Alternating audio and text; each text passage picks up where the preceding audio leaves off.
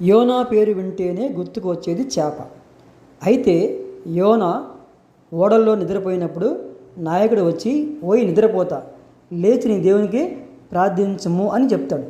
ఎందుకంటే సముద్రం మీద తుఫాను రేగి ఓడ మునిగిపోయే పరిస్థితి వస్తుంది. పాపం వాళ్ళు తమ దేవత పేరుని బట్టి ప్రార్థన చేస్తారు, అయితే ఫలితము శూన్యము.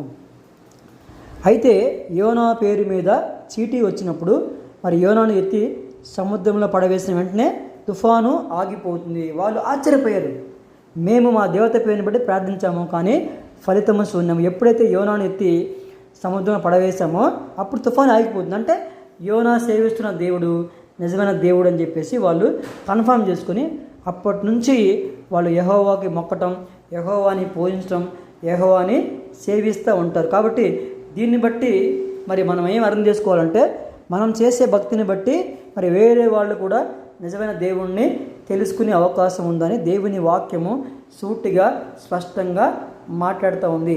ఎవరైతే నిద్రపోతా లేచి నీ దేవుని ప్రార్థించమన్నారో వాళ్ళే ఇప్పుడు యెహోవా నామములో ప్రార్థిస్తూ ఉన్నారంటే ఆశ్చర్యమే కదా. ఆమెన్.